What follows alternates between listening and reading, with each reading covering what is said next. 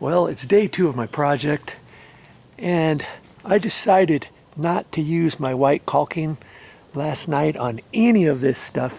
I went back to the store. What do you suppose I got? Remember I told you I thought they had it in beige? Here's what I got before. It's white. Okay, and it's Dynaflex 230. I went back to Home Depot. Voila! See there? Almond. They don't call it beige, they call it almond. See that? Look at that. That's going to blend in rather nicely. So I'm not going to use any of the white. I got plenty of the almond. I don't know how much I'm going to need, but here's a tip for you. If you think you need 2 tubes of caulking, get 3 or 4. I think I can get done with this whole project with 3, and I got 6. Because, and see, those are the ones I got from yesterday. And that's because no matter what you do, no matter how careful you plan, you're always going to have extra. And I can always take back the extra tubes that I don't use. Because here's the other thing. If you got two extra tubes left and you think, oh, I'll use them sooner or later one day.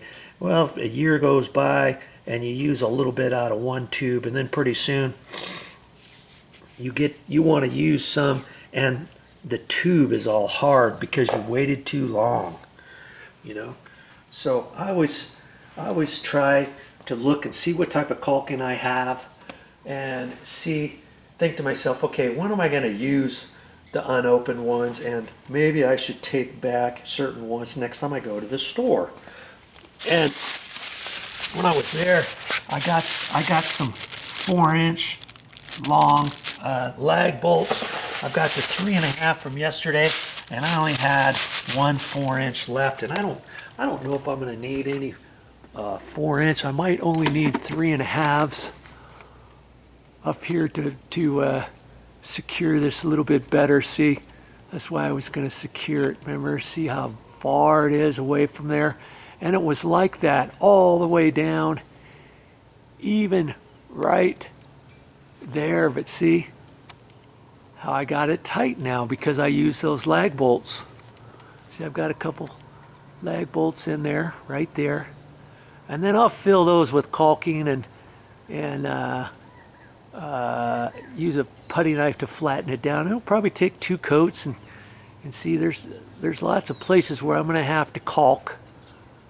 You know, see that? Nothing I could have done with the wood. And I'll caulk all the way along the edge, down at the bottom, up underneath there, and along the joints and down here, and fill that up. Any place where I see. So before I do any caulking, I got to get up there with an extension ladder and bolt that down. I don't know if I'm going to be able to bolt it as tight as this all the way along. I don't know where the backing is and all that kind of stuff. I'm thinking there's backing all the way along there, so I might get lucky and get that bolted, but I'll do the best I can, and then I will caulk the rest. It'll look good when I get done, and I'll show you, don't worry. Oh, goodness gracious. If you're afraid of heights, you might not want to do this, or you might want to get a friend to help you. He can go up there. You can direct him as to what to do, and you can hold the bottom of the ladder.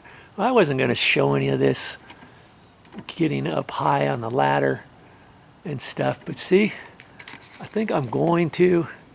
See, I put that bolt in, and then there's another one right there. Good grief, right there. And I've got to put a couple more in here because this is split and stuff. And then, see over here, there's one there. And one down there. And there's another one.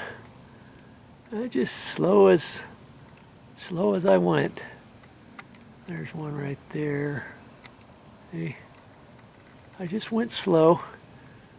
And that's why they call it an extension ladder. I just extended it up a couple at a time, and away I went. I should really have somebody here holding the bottom of it, but it looks pretty. It looks pretty secure.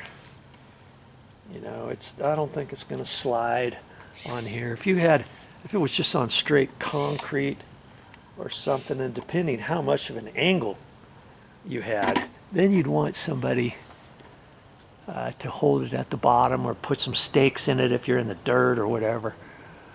I was up high on an extension ladder one time, and I was fixing in some batting cages at a little golf putt place, and they had batting cages, and I went way up high to put some hog rings on some of the rope and stuff to keep the balls from flying out. And I was way up high, and I was up higher than this even, and the bottom slid out. That slid out, and I started grabbing the ropes, you know, where the batting cage area was, and I tried to grab it, and I just kept sliding. I don't know how I didn't break anything. I landed on my side and kind of bonked the side of my head, and I was dazed and confused for sure. Some guy ran over who was hitting in a batting cage. Are you okay? Are you okay? And all I could hear was birds tweeting in my head. I thought, nope, I'll be okay. I got up, and luckily for me, I didn't break anything. I was okay, but at the end of the day, I was fine. But I could have wrapped my hand on the inside of that, my foot on the inside of that. Oh man, I could have broke something. Broke my neck, broke my leg, broke my arm, whatever. So just be careful when you're up on an extension ladder. Well, that's all I got for this time. But I'll be back with more videos.